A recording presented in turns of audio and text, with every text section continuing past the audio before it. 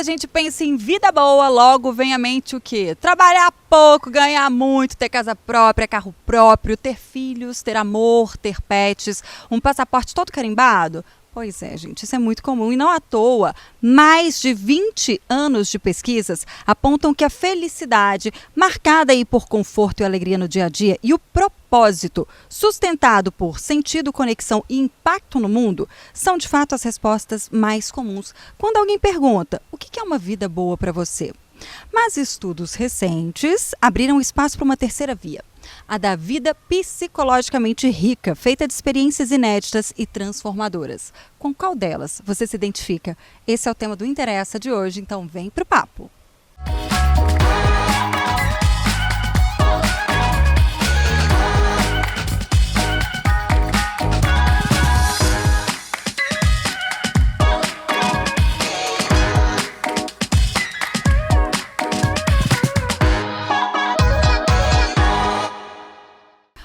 Oi, seja muito bem-vinda ao Interessa Podcast. Muito prazer, eu sou a Renata Zaccaroni e você está me ouvindo pelos principais tocadores de podcasts. Está vendo também por meio de 2 lives nos canais O Tempo e O Tempo Livre no YouTube. Solta o seu like de uma vez, compartilha com a galera, inscreva-se no canal e ative as notificações. Fechou?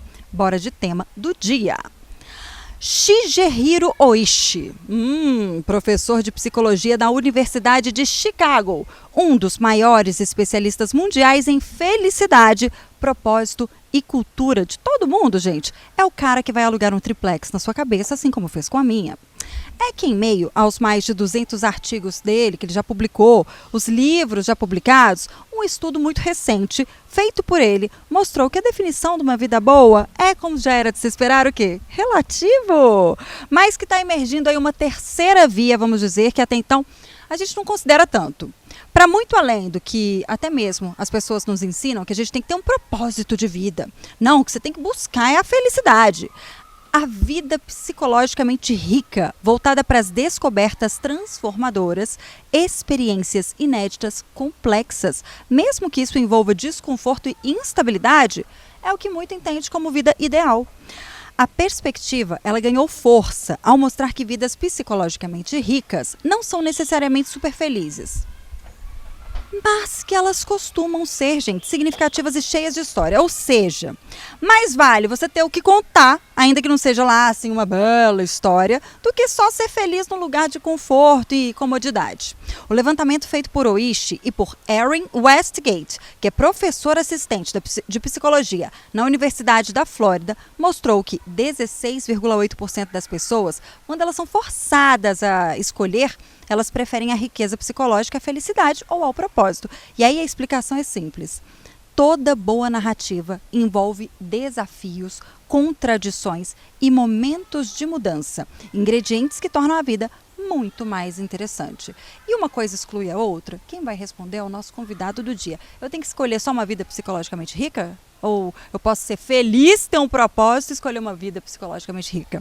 Quem vai dizer pra gente é o Cláudio Paixão. Ele é psicólogo, professor do curso de Ciência da Informação da UFMG e parceiro do Interessa. Seja muito bem-vindo. Muito obrigado, é uma alegria sempre estar com vocês e é muito bom estar aqui conversando com vocês que estão vendo a gente e ouvindo a gente. É sempre maravilhoso, é um propósito da minha vida, Cláudio, dividir tempo com você, mais tempo. A vida boa pra mim é estar aqui com vocês. Nossa, gente, já podemos encerrar o Interessa Podcast. Pois é, vamos embora. Desce os créditos. Desce o crédito. Quem também está aqui são as deusas maravilhosas. Tatiana Lagoa. Olá, Brasil. Aqui não, mas eu não gostei do jeito que você me chamou, não. Deusa e maravilhosa hoje tá ruim, por tá quê? fraco? Não, porque depois que você falou que seu propósito de vida...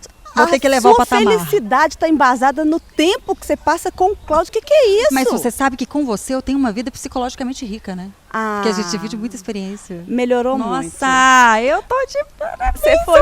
Você foi boa nisso. Vai. 15, gente suando, que trem todo. Renatinha Nunes também tá por aqui. Oi, gente, eu tô só ouvindo por enquanto. Eu quero saber onde é que eu vou parar nessa história. Na felicidade. Gente, essa Carol tá inspiradíssima hoje. Um beijo para todo mundo que está acompanhando o Interessa. Muito bom estar com vocês, meninas, com o Cláudio, que é nosso parceiro querido, para a gente discutir esse assunto tão controverso, né? Porque o que é felicidade para uns não é para outros. Vamos entender por quê. Olha só, isso que eu estou contando para vocês, que eu trouxe do Oishi, Shigehiro Oishi, eu achei fantástico o nome dele, eu consegui pronunciar, me achei muito boa nisso. Saiu no The Washington Post, que é um jornal, né, americano, e essa matéria, gente, quando saiu, eu não consegui me reconhecer logo de cara nessa questão de vida psicologicamente rica, embora eu tenha, assim, acumulado algumas experiências muito bacanas nos últimos anos. Mas eu consegui ver muita gente que eu conheço nessa vida marcada pela intensidade, pela curiosidade, pela surpresa, enquanto tem muita gente que não dá a menor importância. E olha como é legal a gente dar esse tipo de significação para a vida, porque até então, a gente, como eu falei lá no comecinho, a gente é ensinado que a vida tem que ter um propósito ou que você tem que buscar a felicidade. E quem não necessariamente se encaixava nisso era visto como uma pessoa que não tinha uma ambição. Até isso, né? A pessoa não tem ambição. A ideia da vida psicologicamente rica, ela ajuda a entender por que tanta gente se sente verdadeiramente viva ao se lançar no novo, mesmo que cheio de desafios. Mudar de carreira, de cidade, de país, de estilo. Todas essas reviravoltas, elas podem ser desconfortáveis, mas são transformadoras também. E isso é fato. Tem gente que busca justamente isso. É necessariamente abandonar a felicidade ou o propósito? Eu acho que é mais sobre reconhecer que existe plenitude no inesperado. No desconforto que gera conhecimento, na jornada que faz a gente mudar a forma de ver o mundo, porque a gente muda a forma de ver o mundo. No fim das contas, talvez a vida boa não caiba numa única definição. Pode ser feliz, significativa, rica em experiências ou tudo isso junto. O difícil é você escolher. Acho que, inclusive, ninguém tinha que escolher. Aliás, quando a gente não escolhe, o que isso significa? O Cláudio que vai responder daqui a pouco, não eu. Pergunta do dia. O que é uma vida boa para você? É felicidade, propósito, experiências transformadoras ou tudo isso junto e misturado? Para você, essa pega. No leito da morte, o que você pretende dizer? Nossa, foi muito divertido. Fiz a diferença ou que jornada, meus amigos. Você pode participar por meio do nosso chat, está aberto para isso mesmo, porque esse podcast tem a sua participação e se faz parte da sua vida, interessa! Cláudio, você sabe, né, que antes mesmo de psicólogo, você é o Cláudio. É. Né? Então, isso eu sei. Isso é ótimo. Para você, ainda bem, né? Ainda bem. E para você, qual desses caminhos você sente que está trilhando hoje? Ou você está trilhando os três? Pois é, eu vou na direção dessa complementaridade, porque quando a gente fala de uma vida feliz, né, de uma vida com significado, quando você fala de uma vida boa, quando você fala de uma vida aberta a experiências, na realidade, esses três elementos, ou quatro, se a gente falar da soma dos três, eu acho que eles compõem um mosaico que faz a vida da gente ser mais rica. Né? Rica não no sentido de felicidade, né? Não no sentido só de ter experiências, mas rica no sentido de uma plenitude, de explorar todas as dimensões possíveis. Mas tem uma coisa que a gente entende aí, né? Se a gente for pensar nos tipos de pessoa, nas relações que as pessoas têm com o mundo, é natural que uma parcela, sei lá, de mais ou menos uns 20% da população seja mais aberta a experiências novas, né? Então, do campo político, muitas vezes separam aí os grupos entre liberais, conservadores e aqueles mais reacionários. Então, o que separa o liberal do reacionário? O liberal é aquele que está mais aberto a experiências novas, a experiências diferentes, aberto à novidade. O conservador é aquele que até aceita o diferente, mas tem que mudar devagarinho. Já o reacionário é aquele que fala assim, não, o bom era o antigo. Esse novo me dá muita dor de cabeça, eu não quero mexer com isso. Né? E na realidade, quando você tem esses elementos ali em disputa, varia muito de acordo com de onde a pessoa vem, com quanto recurso ela tem. Então é muito mais fácil eu ser liberal, libertário, buscar coisas novas, experiências novas, quando eu tenho uma fonte de recurso para me manter. Eu não estou ameaçado pela carência, né? Quando eu tenho uma condição social que me protege, quando eu tenho uma identidade étnico-racial que me protege das experiências novas. Então, não é um privilégio. É um privilégio. Né? Então, o ideal seria que a gente pudesse exercitar isso tudo, né? Ou tentar fazer isso tudo. Agora depende muito das conjunturas, né, da vida das pessoas, das diferenças dessas conjunturas. E vocês, meninas, o que vocês diriam no leito da morte, hein? Com Olha base só. na vivência de vocês hoje. Então, quando o Cláudio traz essa questão que tudo depende, eu concordo com ele que tudo depende mesmo. Porque tem fases e fases na vida, né? Tem a fase que a gente tem que escalar montanhas mesmo e que são mais complexas. E tudo bem, às vezes cavar espaços, né? às vezes aquela fase de cavar espaço, ela não vai ser tão divertida, mas ela vai trazer outros tipos de ganhos, né?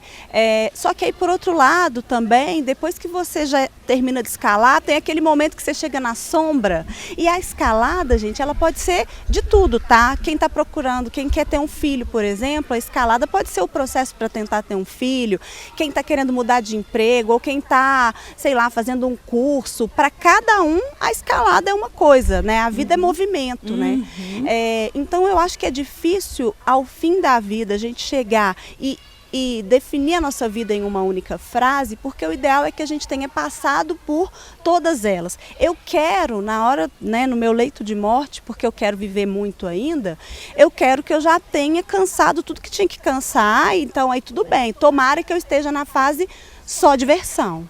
Porque a vida é ao vivo, né, gente? Então, na verdade, a gente vai acumulando experiências e aí tem outra coisa que me pega muito, que é o seguinte, quando você fala, né, para algumas pessoas viver coisas novas, é isso que é viver, é isso que é ser feliz. Eu acho que viver coisas novas é muito legal, só que eu acho que, assim, pelo menos para mim, eu preciso de uma previsibilidade mínima.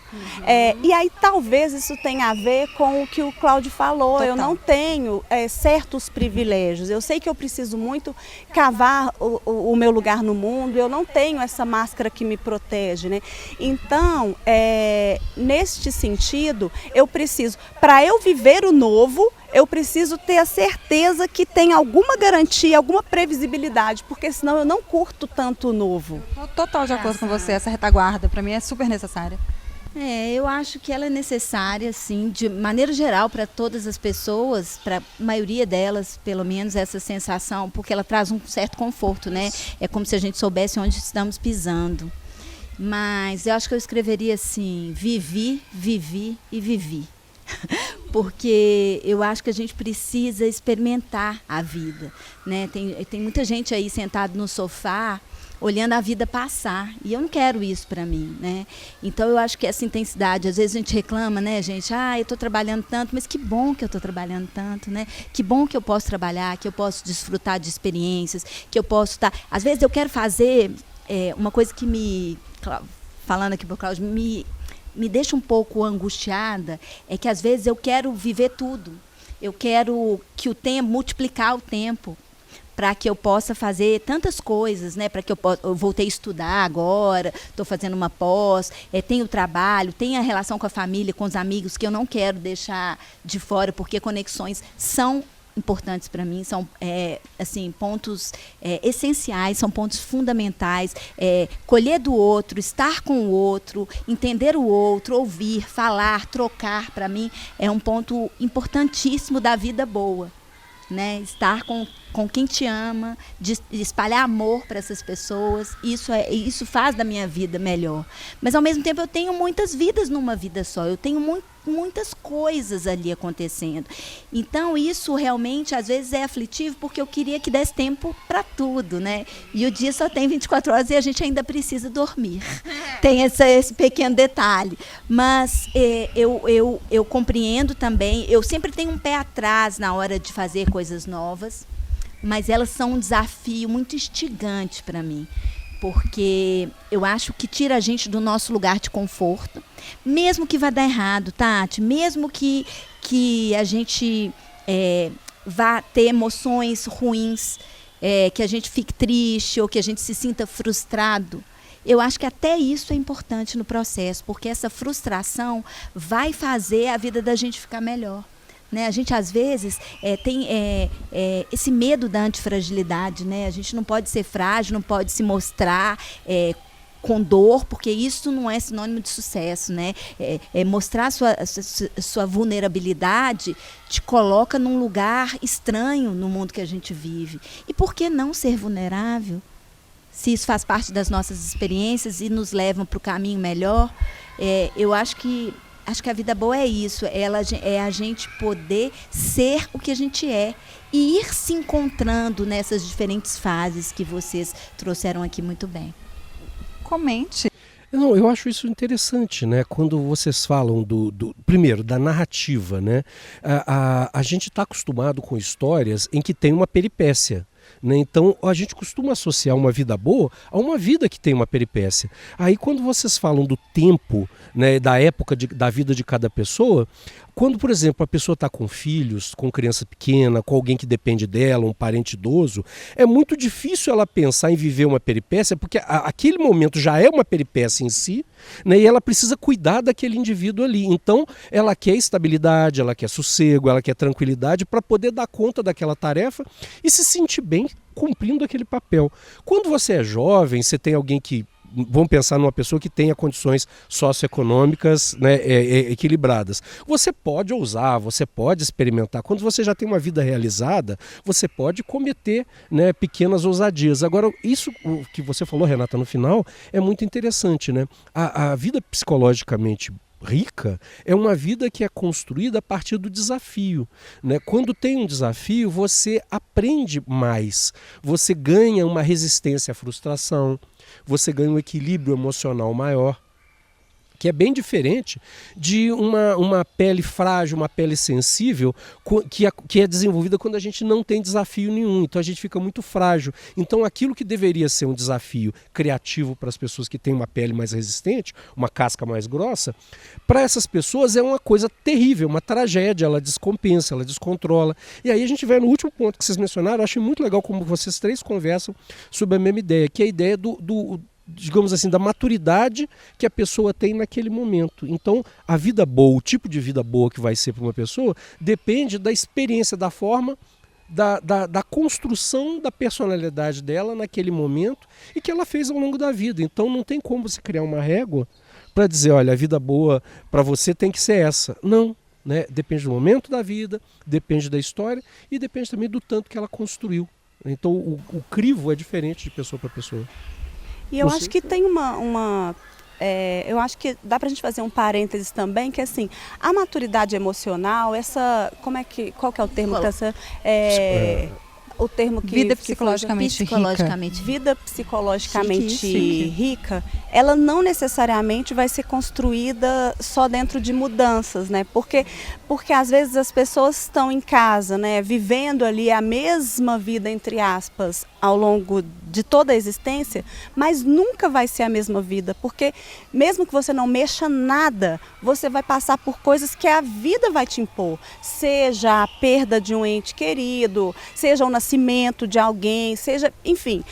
E as pessoas que estão ao seu redor, elas também mudam, né, Tati? Sim. Então você está convivendo, às vezes você convive com a mesma pessoa por muitos anos, mas aquela pessoa, ela também está em movimento. Sim. Então você vai conviver com, sei lá, um irmão, uma irmã, aos 20 anos, ele é uma pessoa. Aos 40, aos 50, ele vai ser uma pessoa diferente, com outras vivências. Sim. Então, ao meu ver, ter esse equilíbrio emocional, essa vida psicologicamente feliz, na verdade, ao meu ver, é ter estrutura para poder aceitar não é a palavra, acho que vivenciar aquilo que a vida vai te impor. Porque a vida vai te impor coisas boas e coisas ruins, às vezes no mesmo dia, às vezes na mesma hora você tem motivos para rir e para chorar.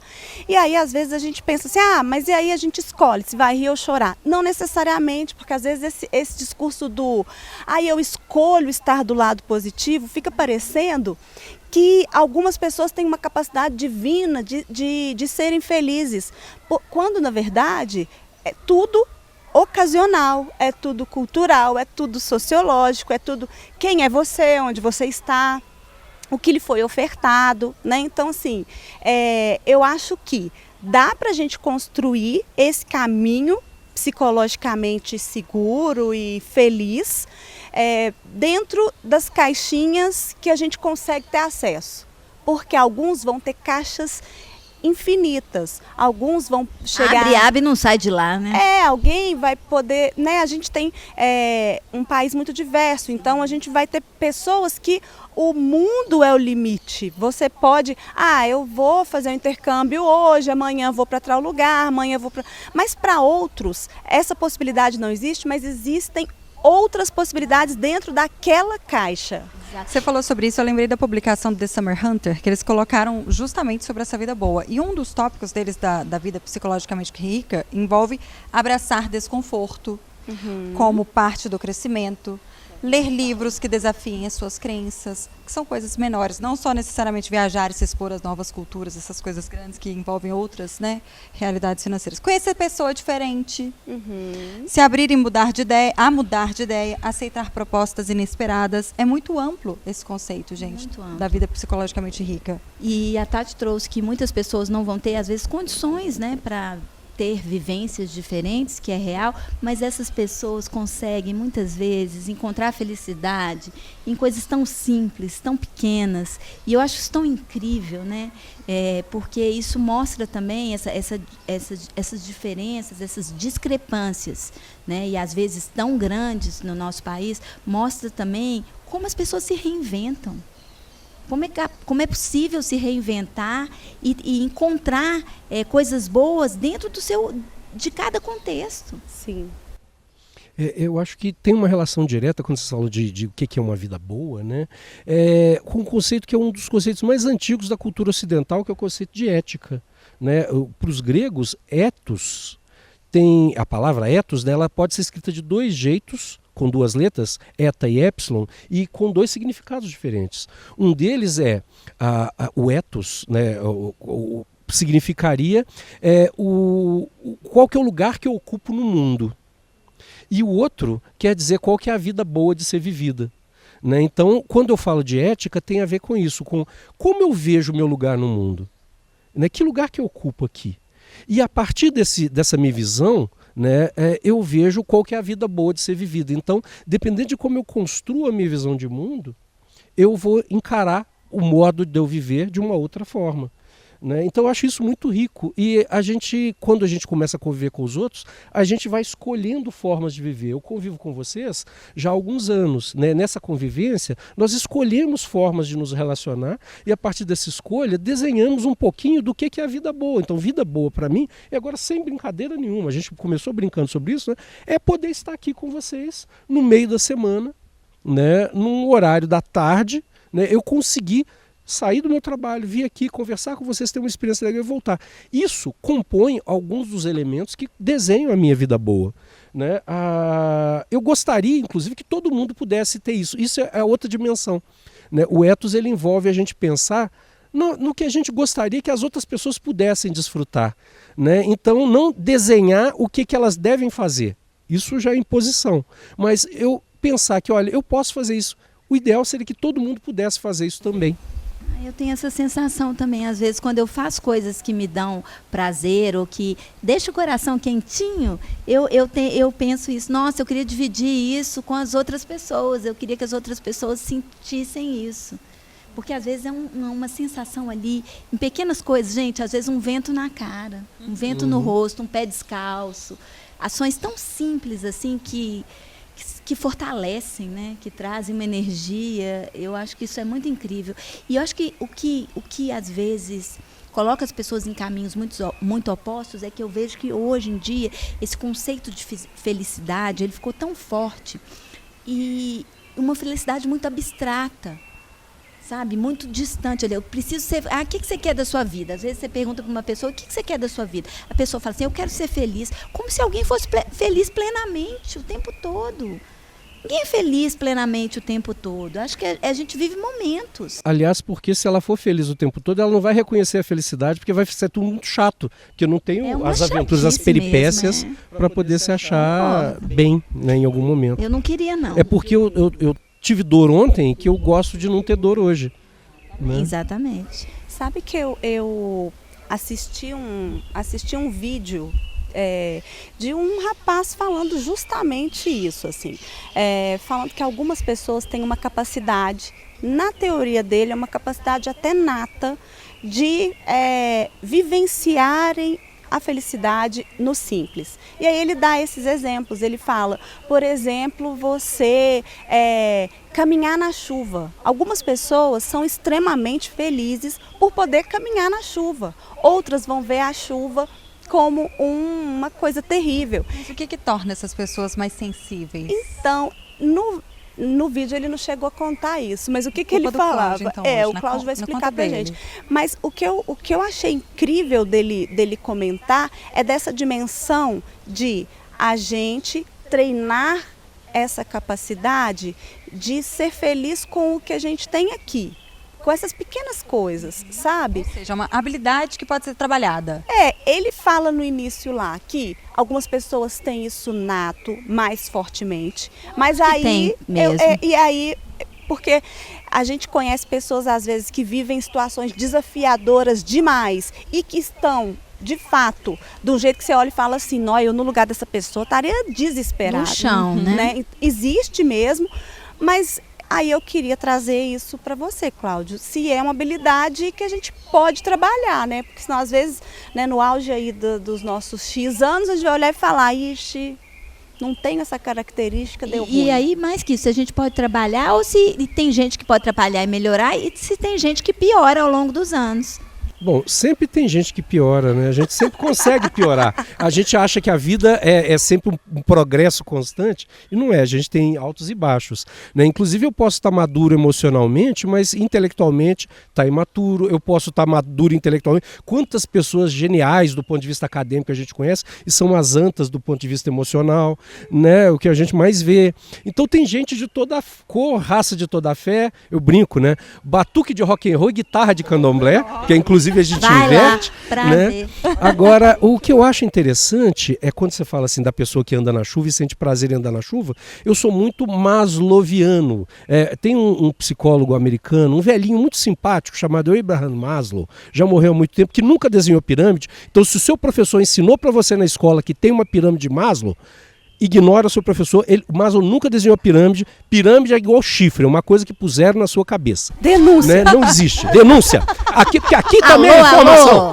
Né? Então, não tem pirâmide. Né? Ele nunca desenhou pirâmide. Mas ele falava uma coisa fundamental. Para eu poder ter tranquilidade de andar na chuva, eu preciso ter certeza que a enchente não vai me levar, que a rua não vai transbordar, que a minha casa lá na região oeste não vai afundar e não vai cair uma barreira em cima da minha casa. Então, para eu poder gostar da chuva, eu tenho que estar tranquilo em relação a ela. Então, por isso que a gente envolve essa relação de novo do ethos, né? O que a gente faz para esse mundo ser melhor? Para as pessoas poderem andar na rua. Ah, eu gosto de andar à noite na rua. Tá, tudo bem. Se você for uma pessoa negra, por exemplo, estiver andando à noite na rua, você pode ser abordada por um policial pelo simples fato de ser negra. Ou você pode ser confundida com um assaltante pelo simples... eu gosto de correr na rua, fazer crossfit. Né? Se tiver um bando de gente branca fazendo crossfit e uma pessoa negra correndo junto, eles vão achar que o negro está perseguindo aqueles 20 brancos. Né? Então é uma coisa que você tem que ter uma relação com o ambiente para você poder se dar o prazer de viver a vida e de experimentar a vida. Né? Aí você perguntou se pode mudar, né? Pode, eu posso tentar melhorar, eu posso tentar. Bom, se o mundo me ajudar e me der as condições, sempre eu posso aprender a valorizar mais o outro, a valorizar as experiências, né? Entrar em contato com o diferente. Às vezes é difícil, porque às vezes pelo meu perfil conservador ou mais reacionário, o outro me assusta, o diferente me assusta. Mas à medida que eu vou tendo contato aos pouquinhos com essa diferença, é aquele filme maravilhoso Up, aquele desenho animado, né? O velhinho vai tomando contato com o menino, no início ele está bravo, ele está nervoso, mas uma hora ele descobre que aquela coisa de passear e ver o mundo resgata uma imagem da juventude, uma ideia da juventude, ele resgata a memória da esposa dele que faleceu e ele embarca na aventura. Eu acho que essa é a grande graça, né? Tem alguns filmezinhos, algumas historinhas que ilustram isso pra gente, né? Essa ousadia de testar, de experimentar, de ver as pessoas, de conversar, de sentir cheiros, gostos, sabores. E a última coisa que eu queria falar é comida. Quando você come uma coisa gostosa, o primeiro impulso que você tem é: olha que gostoso, prove isso aqui, olha que ventinho gostoso. A gente devia fazer isso com tudo, né? Então, olha gente, isso aqui tá tão bom, quer provar? Não, eu não gosto. Ah, tudo bem. Mas você devia provar. Ah, mas eu não gosto. Tá bom. Também não obrigar o outro a comer, obrigar o outro a experimentar. Eu acho que isso faz parte, ajuda bastante. Com certeza. Falei demais. Não, falou não. Sempre bom. Eu vou trazer uma certa viagem aqui, tá? Eu terminei de ouvir agora um podcast que é Coisa de Rico. que chama Sim. o podcast. E esse podcast veio me abrindo muitas caixinhas dentro das caixinhas, porque aí quando você traz assim, tudo depende do contexto, esse podcast ele traz o seguinte, gente, no Brasil a gente é treinado socialmente para sentir a falta. Então é o seguinte, se você conversar com uma pessoa que ganha um salário mínimo e com uma pessoa que ganha milhões por mês, essa pessoa sempre vai dizer que ela não é rica o suficiente, porque a gente olha pelo olhar da falta, porque ao contrário de outras culturas, que às vezes o conhecimento que você adquiriu também te coloca dentro de uma elite, aqui é palpável, você é uma elite se você tiver acesso a bens de consumo. Exatamente. Então, por mais que você tenha, aí quanto mais você sobe um degrau, você tem acesso a outras pessoas que já estavam nesse degrau há mais tempo. E aí você olha para cima, né? Buscando outras coisas. Então, e assim por diante. Esse podcast traz isso, que é uma inconstância, um descontentamento que ele é social, que ele é nosso, que ele é brasileiro, que a gente sempre enxerga pela falta. Então, pela falta e pela comparação. E aí eu trago isso para a gente pensar nessa outra dimensão. Pessoas como nós, criadas em uma cultura que é sempre assim, não, peraí, eu tenho uma boa vida, mas você tem que ver a vida do fulano, encontrar essa visão de felicidade psicológica é muito mais complexo, porque demanda você olhar criticamente também sobre a cultura que você está. Você precisa dar um passo atrás e falar, peraí, me falaram que eu preciso ter uma casa, agora eu tenho uma casa, mas aí já me falaram que então a minha casa precisa ter não sei o quê, aí tem um carro, não está suficiente, porque você tem que ir trocando de carro, e um só não está bom, e você tem que viajar, e você tem que.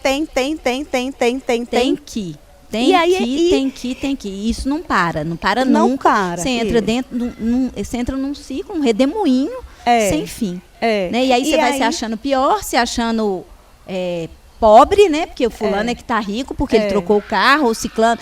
E isso vai gerando uma angústia social, né? E é interessante que eles colocam essa dimensão da falta, e ele fala assim no podcast, o meu intuito era investigar a visão do rico, porque muitas vezes as pessoas olham e falam, deve ser fácil demais ser rico. Ele se infiltrou, né? Na verdade, ele se infiltrou num mundo que não era o dele, justamente para tirar todas essas impressões. Mas ele chega a uma conclusão que ser rico é extremamente cansativo, porque não existe aquela coisa do você é rico, você precisa performar a riqueza. Então você precisa saber de tal coisa, mas não é sobre obra de arte, você precisa saber o quanto custa aquilo. É mais importante o ter do que o ser. Então ele fala o quanto que isso é uma coisa. Então, quer dizer... Agora você tocou numa palavra nem aí... quem tem muito... Do ter e do ser, mas essa performar, ela toca a gente profundamente, né? Porque hoje todo mundo precisa performar. Performar é a palavra do momento, né? Você está performando, Cláudio Paixão?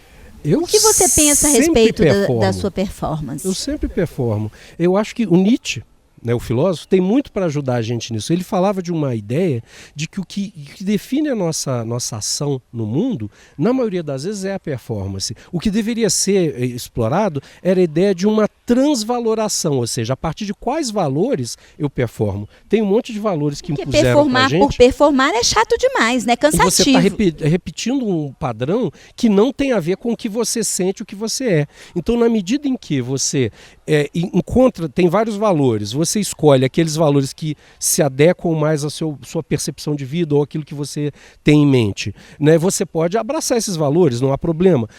Os outros que não te interessam, você não precisa contradizer, você não precisa ir de encontro a eles ou subvertê-los. Você pode moldá-los ao seu próprio desejo, ao seu próprio interesse. Então você pode criar uma forma de ser que não seja prisioneira desses valores, né? E aí o que acontece muitas vezes com as pessoas muito ricas em comparação com as muito pobres? Ambas vão sempre tentar viver um nível acima desse que ela está, por causa dessa pressão cultural, mas o rico ele sofre com um outro elemento, né?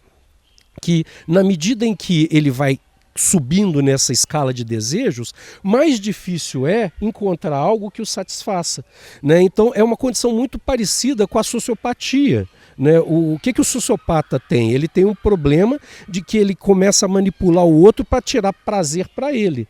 Porque se nada mais apetece a ele, tudo é insatisfatório, ele começa a explorar os limites daquilo que é proibido, daquilo que é contrário ao que a maioria aceita, né? A pessoa muito rica acaba fazendo isso. Ela acaba, eu estou falando dos bilionários, eles acabam tendo, como eu brinco em alguns programas, né, um iate para sair do iate para chegar no porto, porque o iate é tão grande que não consegue atracar no porto.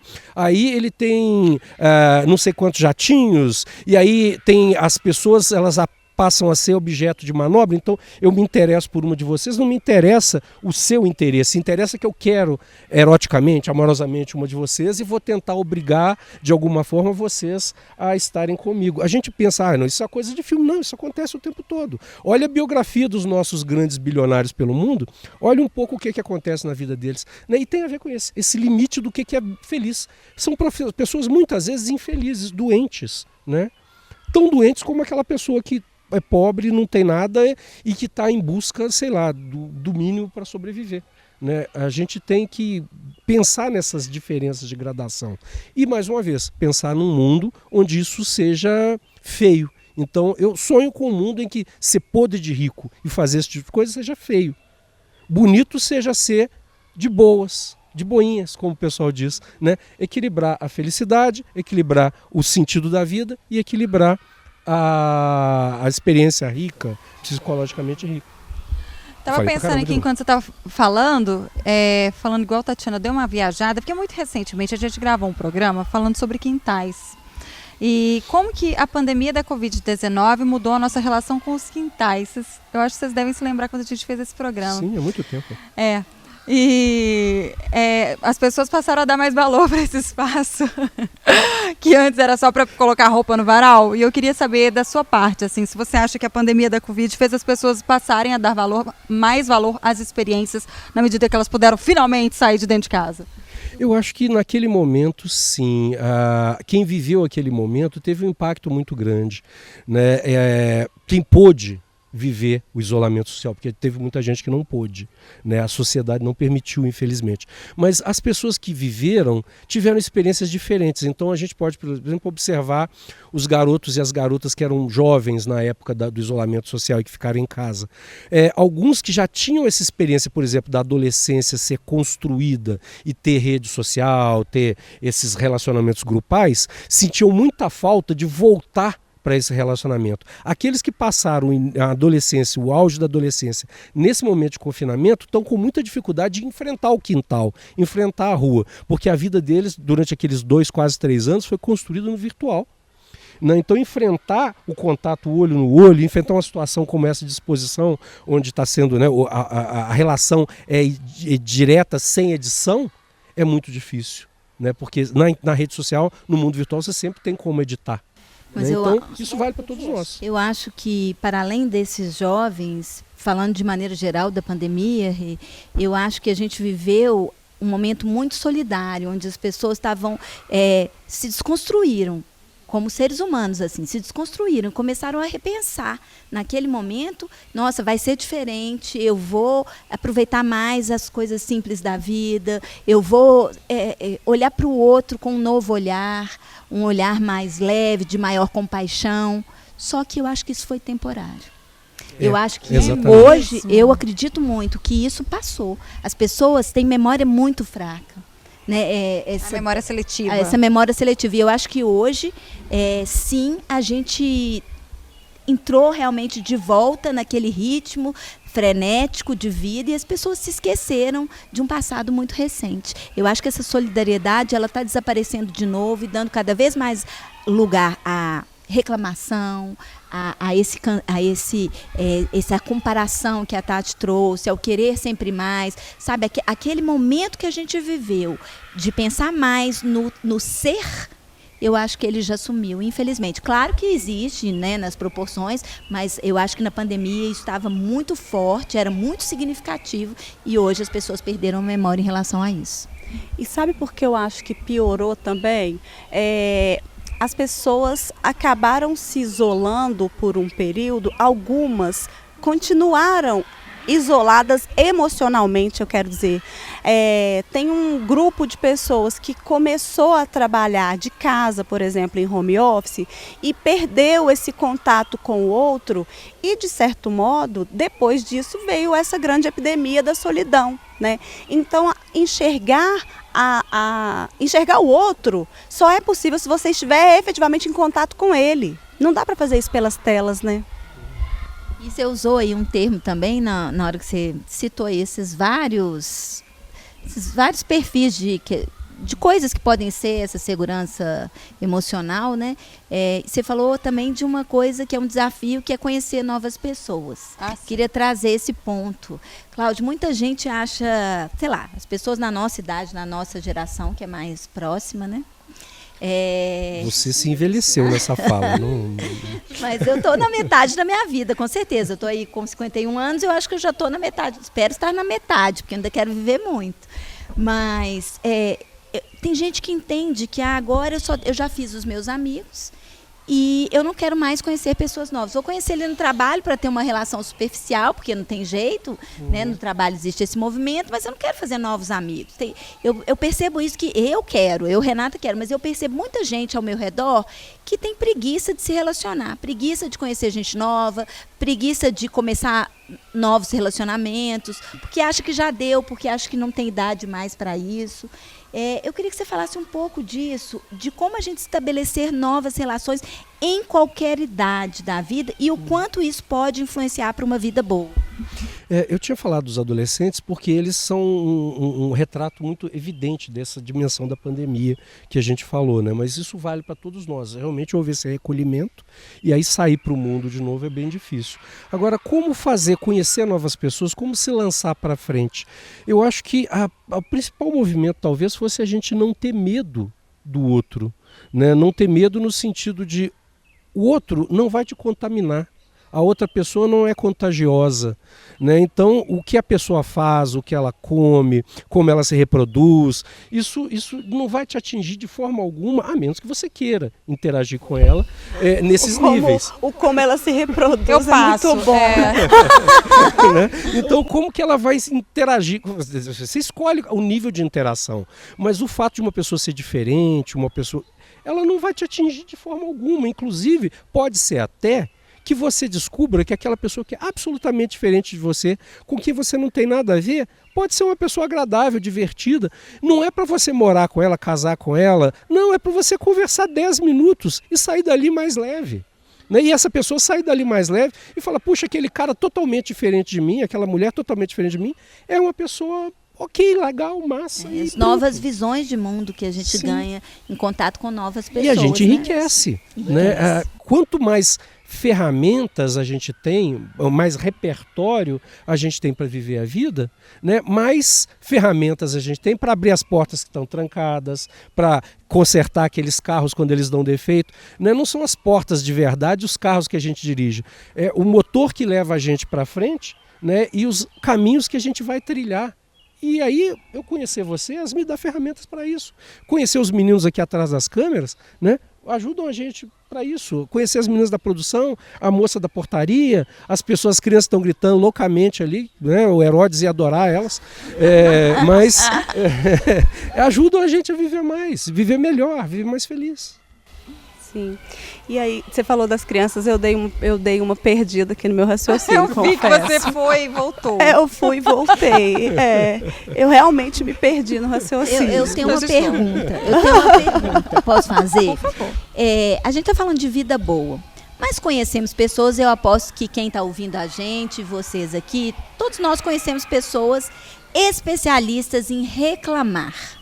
Né? Isso é um hábito, eu já chamo até ruminação, porque acho que a ruminação é um ponto seguinte da reclamação, né? Porque reclamar, todos nós reclamamos ali dentro da normalidade, tudo bem. Mas quando a gente chega nesse universo da reclamação... Você pega um problema de estimação, né? E todo dia você... E todo dia você cria um e aquilo não volta e gira em ciclos. O quanto isso pode ser significativo, né? Assim, fundamental para que a pessoa não tenha uma vida boa. É isso que eu queria te perguntar. Essa característica influencia o quão negativamente na vida das pessoas? Olha, o que acontece no processo de ruminação? Todos nós temos 3 consciências, né? A consciência ali que tem a planária, que tem qualquer lesminha aí. Se você cutucar ela, ela se encolhe e foge de você. Temos um segundo nível de consciência, que é esse nível de consciência que os cachorrinhos, que os gatinhos têm. Então o gatinho da minha casa, por exemplo, a gatinha, ela sabe que se ela pular na maçaneta, ela abre a porta e entra. Né? É um outro nível de consciência. E tem a consciência humana que a gente desenvolve, que é uma outra, que a gente compartilha 2 com eles, e uma aparentemente é só nossa, apesar de ter gente dizer que o golfinho, o corvo também tem. Que é aquele nível de consciência onde eu penso sobre o meu próprio pensamento. Né? Então eu estou o tempo todo pensando, puxa vida, eu devia ter sentado melhor antes de começar o programa, agora estão filmando aqui, eu não posso mudar minha posição, eu tenho que ficar assim até o final do programa.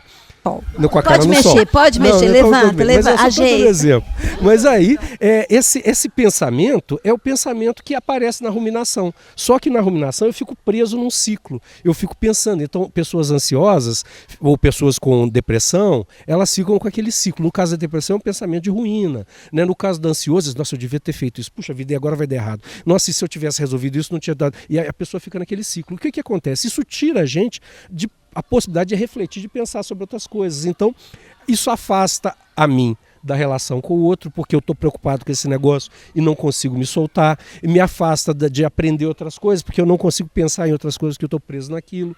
Então, a ruminação, ela tem esse traço de aprisionamento. É muito parecido com um vício.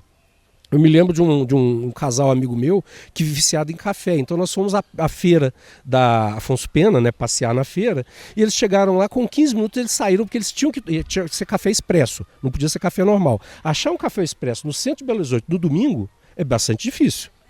Em plena Ferraípe, aí saíram e ficaram 1h40 andando em volta ali das laterais da feira, procurando um café expresso. Né? Isso é o aprisionamento. Gostar de café é uma coisa, ficar prisioneiro do café é outra. E aí voltaram para a feira, já estavam cansados, desistiram e foram embora. Aí então, pode perder aquele coado bom, né? Que pois tá e aí eu não tomo porque eu quero expresso, eu não quero coado. Né? E aí esse é o problema da ruminação. A ruminação tem essa característica. Ela te paralisa. Te paralisa. Então se você puder quebrar a ruminação, e aí tem várias formas, né? Tem formas de esforço individual, se abrir forçosamente, se forçar experiências novas, ou tem outros elementos, como, por exemplo, a possibilidade de fazer uma terapia, né? Buscar algum recurso para poder romper esse ciclo com a ajuda profissional. Não dá para ficar só reclamando da vida e não fazer nada para que ela se torne melhor. E esse pessoal estava aparentemente com medo de ficar desconfortável ao consumir um outro tipo de café, né? Café, não vou gostar, a gente é tão resistente ao desconforto? Ou então eu vou segurar, vou ter que segurar aqui 1h40 até tomar um café. Ficou 1h40 procurando café, não encontrou, voltou para a feira, não gostou, já tinha acabado a feira, foi embora. E o desconforto é fundamental, né, Cláudio, para a gente apresentar então esse crescimento. Então é isso, a gente, o que acontece? É experimentar o café novo, ou não tomar café, ou tomar um chá, tomar um refrigerante, tomar um caldo de cana, sei lá, experimentar alguma coisa, e depois vai para uma cafeteria, toma um balde de café expresso feliz, mas experimentou antes, ousou, né? Beije mais pessoas, coma mais coisas, passeie mais, veja mais, viva mais. Agora, enquanto você está falando, eu estou pensando aqui, como é que faz sentido, neste momento, a gente falar sobre isso, falar sobre a importância, às vezes, de se abrir para o novo, porque a nossa expectativa de vida está aumentando. Então, uma coisa é a gente viver uma vida idêntica, até, né, antigamente as pessoas 60 anos já estavam... Eu estaria no fim da minha vida, não na metade, exato, né? Esperando para subir. Então agora, você pensa assim... Cantando para subir. Cantando para subir. Agora... Não, né, assim, a gente consegue fazer grandes viradas. E aí, lembrei disso porque acabei de produzir um podcast com a Cíntia, que trabalha conosco, que chama Supervivência. E nesse podcast a gente contou em 10 episódios histórias de pessoas que passaram pela transição de carreira com 50 anos, após os 50 anos. E aí tem uma história, que se não me engano está no 6º ou 7º episódio, que me marcou muito, que é de uma senhora que chama Osana. O impulso para ela mudar foi a morte do marido dela. Ela cuidava dele e de repente ela olhou e falou: caramba, o que mais eu sou para além de ser a esposa que cuida do marido? A vida tem que ser mais que isso. Aí ela foi assistir um curso de macramê e aí ela aprendeu a fazer macramê, começou a dar aula, criou um curso na internet, hoje ela é milionária. O corte é esse, ela virou milionária. No podcast a gente até pondera isso, que não é como se fosse assim, comece com R$1 e todo mundo vira milionário. Não é, a questão não é que ela virou milionária, a questão é que ela conseguiu encontrar um desafio enorme na frente dela, conseguiu... Isso com quantos anos, Tati? Quando ela tinha 50 e poucos, agora ela está com 62 anos. E é uma história assim, e ela fala que quando ela começou a ensinar macramê, o público-alvo dela eram mulheres, porque ela queria mostrar para outras mulheres que existem alternativas para além do lavar, passar, cozinhar, depois de uma certa idade. Então, eu acho que eu estou dando esse exemplo do mercado de trabalho, mas eu acho que é assim para tudo. Por que não conhecer um lugar novo, né? Deixa eu dar um exemplo. Não sei se já contei isso, não interessa, mas minha mãe tem 88 anos hoje e ela voltou para a faculdade, né? Neste ano é um programa de maturidade que existe em uma universidade aqui de Belo Horizonte e ela voltou para a faculdade para encontrar novas pessoas, para sair de casa. Então esse programa tem matérias, ela está fazendo oficina de memória, ela está fazendo dança, ela está fazendo teatro. E assim, outras pessoas podem pensar que nessa faixa etária você não vai conseguir fazer mais nada da sua vida. Mas você tem prazo de validade para você ter uma vida psicologicamente rica. Exato. E outro ponto que a Tati trouxe também, que eu acho... que dessas mudanças, Cláudio falou disso em algum momento que encaixa, é a maternidade. Às vezes a gente, quando se torna mãe, e as meninas já passaram por isso, podem corroborar ou não com o que eu vou dizer, mas eu acho que tem um momento que a gente sonha tanto para os filhos, a gente está ali tão envolvida naquele leque que a maternidade nos traz, que essa criança vai crescendo, você vai como mãe ali consumindo a vida dela, como se fosse uma vida só. Mas a gente precisa entender que a maternidade é um dos papéis dentro da nossa vida. Quem é mãe tem que ter os próprios sonhos. A mulher continua ali. E é preciso descobrir isso em algum momento ali para cortar esse cordão umbilical efetivamente. Isso não significa abandonar o filho, não significa deixar de cuidar, mas significa ter projetos seus, sonhos seus, né? O seu filho, ele vai ter o dele, ele vai viver a vida dele, né? Sua filha, eles vão caminhar com as próprias pernas. E a mulher, ela precisa sim e muito entender que a maternidade é um dos seus papéis e não é o que ela é somente, né? Então, acho que isso é uma coisa interessante, porque eu também vejo muitas pessoas vivendo a vida de outras.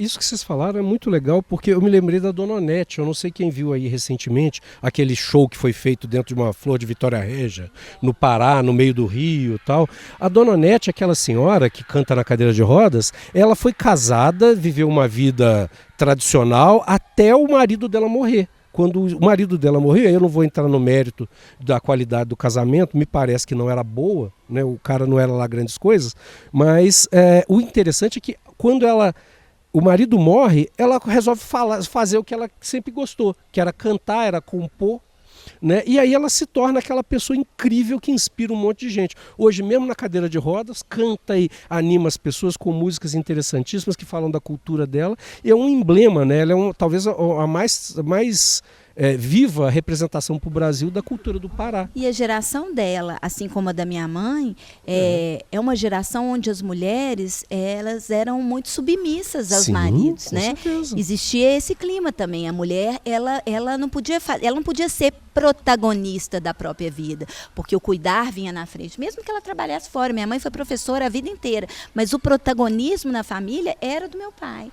Então, depois da morte dele, ela começa a ser mais protagonista da própria vida e até hoje está sendo ali, caminhando e tentando buscar novos desafios que possam torná-la viva, né? Porque a gente fala muito dessa questão de uma vida boa e as pessoas costumam falar, envelhecer para quê? Eu vou viver mal, Se a gente começa a pensar no envelhecimento agora, a vida pode ser boa também durante uma fase madura, né? Existe essa questão. E eu acho que estar com uma mente preparada para isso, né? Acreditar que você pode produzir, que você pode pensar numa idade mais avançada, faz com que você tenha sempre uma perspectiva de viver, né? Porque eu acho que estar vivo, envelhecer, é uma prova que tudo está dando certo, que você está continuando até o dia derradeiro. Então, acho que isso é muito importante a gente dizer também, né? Que a vida está aí para a gente seguir até o dia final. Só queria pegar um gancho numa coisa que você falou, Tatiana, que quando você citou a história dessa senhora, né, que assistiu a um vídeo, fez uma aula, não sei, de macramê, hoje, com o mundo da forma como ele está, né, tão globalizado, tudo digitalizado, a gente tem muito mais chance de viver uma vida psicologicamente rica, né? Sim, porque a gente não está preso naquela vila, né? Pensa nas pessoas antigamente aqui no Brasil, ou na Europa, né? Ou em algumas regiões de África, ou na Ásia. Elas iam passar, até muito recentemente, a vida inteira naquela comunidade ali de 200, 300, 3 mil pessoas no máximo. E no máximo iam até a vila do lado. Né? Quando muito recebia um caixeiro viajante, alguém que veio de longe. A gente não, a gente tem contato. E de repente eu posso ver um vídeo da Dona Onete cantando no meio do PTU. Sem procurar estar. saber o que é o PTU e isso me inspirar a fazer uma música e pronto, né? E tá lá. E O acesso à informação, né? Dá para aprender a falar outros idiomas sim, em casa mesmo, né? Então acaba que também Conhecer descentraliza lugares. o conhecimento também, porque o conhecimento traz sim, essa porta, né? Se você lê um livro, por exemplo, esse livro te transporta para uma realidade que você não teria acesso, isso te Não, traz sensacional. essa outra possibilidade, né? E tem uma coisa fantástica quando você fala, Tati, de ler livro, porque hoje a gente, desde o advento do rádio e da televisão, houve uma inversão de alguma coisa que nós levamos milhares de anos, né, de mais ou menos 3.200 anos antes de Cristo, que a gente começou a escrever a escrita cuneiforme lá atrás, né? Então a gente levou um tempão para desenvolver um tipo de experiência, que é a experiência de mergulhar num texto e criar um mundo paralelo, né, que é o mundo da leitura. Quando a gente entra no mundo da TV, do rádio, depois da internet, a gente privilegia áudio e vídeo. Isso muda de novo a cabeça da gente, mas faz com que a gente perca o mundo interno e vá em direção ao mundo externo, que é muito legal, eu adoro. Né? Esse projeto está lá. Agora, a capacidade que é mágica de construir um mundo interior, que a leitura traz, né? A leitura do jornal, né? A leitura dos livros, ela é fantástica, porque tem uma história de Santo Agostinho, o filósofo, né? Que para os católicos é santo, que um dia ele, na época dele, só se lia em voz alta. Não se sabia ler em voz baixa. Leva um tempo para se descobrir que ler em voz baixa era bom. Né? E um dia ele vê um bispo lendo a Bíblia em silêncio. E ele fala, isso é assustador. Eu não sei qual é o mundo que existe na cabeça desse homem, mas com certeza é diferente do mundo que está na minha cabeça. Porque quando você lê em voz baixa, você constrói uma história na cabeça. Você começa a ter tempo de juntar uma ideia com a outra enquanto você está lendo. Quando você está lendo em voz alta, você não tem tempo. Você está preocupado em articular a palavra, com o ritmo da fala. Então, essa experiência a gente não pode perder. Por isso eu acho ótimo, Tati, você ter falado da leitura, porque ler um livro te leva para um outro mundo. E aí você pode trazer esse mundo para cá. Eu posso nunca ir à China dominada pelo Kublai Khan na época do Marco Polo, mas quando eu li o livro As Viagens do Marco Polo, quando eu era criança, eu pensei, nossa, o Brasil podia ser diferente se a gente tivesse um governante diferente que se preocupasse com as coisas do jeito que o Kublai Khan se preocupava na China. Agora, e só um parênteses, os podcasts, né, áudio no caso, alguns podcasts conseguem fazer isso também. Sim. Porque a gente vai imaginando a descrição daquele cenário, a gente vai imaginando e criando.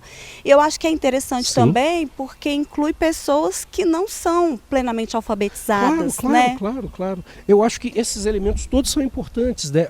Quando você vê um programa também, um programa de entrevista, um programa de debate, um documentário, você tem essa experiência. Num filme, numa história que já é construída, a gente também tem, mas são níveis diferentes de experiência. O que a gente não pode é privilegiar um e deixar o outro. Né? E cada vez menos as pessoas têm menos capacidade de se concentrar para ler, manter a atenção, e isso acaba dificultando depois a capacidade de entrar nesse outro mundo. Né? Mas não perder, a gente não pode perder isso que a gente conquistou. Isso aqui é muito importante. Nós chegamos onde nenhum livro vai chegar com esse programa aqui, por exemplo. É isso. Ó, o Interessa Podcast está chegando ao fim, mas aí a pergunta que a gente vai encerrar esse programa é: felicidade, propósito e uma vida psicologicamente rica podem, então, coexistir, Cláudio? Eu diria que devem coexistir. Devem. Se puder, sim. Se for possível, sim. Por favor. Por favor, recebemos hoje aqui, ó, o Cláudio Paixão, que é psicólogo, professor na UFMG e parceiro do Interessa Podcast, para um papo muito cabeça, by the way, hein? Muito obrigado, gente. É sempre uma delícia estar aqui com vocês, meninas. E você gostou do ambiente? Adorei, adorei. Esse é só mais um dos 15 mil ambientes do Interessa Podcast. Pois é, porque a gente vai a qualquer lugar, não é? É isso, Cláudio, muito obrigada. Vamos deixar seus vários arrobas também, que eu sei que você tem muito perfil nas redes. Sim, sim. Você pode procurar por Cláudio Paixão no Instagram, no YouTube, vocês vão achar. Se procurar lá, Cláudio Paixão apareceu, o Mentiroso Honesto também sou eu. Isso é um projeto que ainda estou construindo, mas em breve vocês vão ter novidade. Eu adorei Oba. o nome. Renatinha Nunes. Ai, gente, um prazer estar com vocês, falando de uma coisa tão especial que é a vida, né? Então, que a gente possa valorizar mais a nossa vida e aproveitar cada momento, seja ele de adversidade ou de felicidade, porque é isso que constrói o caminho, né? Perfeito, Tatiana Lagoa. Aqui amei que você trouxe aí a referência de que o artista tem que ir onde o povo está, sobre né? Nas Minas Gerais é isso que a gente canta, né? Canta? Você falou canta? Tem gente que tá com a música Canta, na cabeça. canta, minha gente. Deixa a tristeza Renatinha pra do lá. céu, a minha consideração final. Gente, foi ótimo o programa de hoje, tá? Porque a gente pode falar aí um pouco sobre alternativas de felicidade para além daquilo que o nosso bolso compra, né? Porque normalmente a gente atrela sempre uma coisa a outra. É isso. Muito Pode bem. Canta, minha gente. Deixa a tristeza pra lá. Canta forte, canta alto. Que a vida vai melhorar. Ô, gente, Mas a vida é isso. vai Vai com esse melhorar. coral aí maravilhoso que a gente encerra o Interessa Podcast. Vocês podem continuar cantando, só A que mais vida rápido. vai melhorar. Mas a vida Segue a gente no vai Instagram, melhorar. arroba o programa Interessa, e no vida TikTok vai melhorar. Mas a Interessa.tempo. melhorar. É esta câmera? Acertei? Vida então tá. vai melhorar. Beijo. Com Deus. Tchau, gente! Tchau!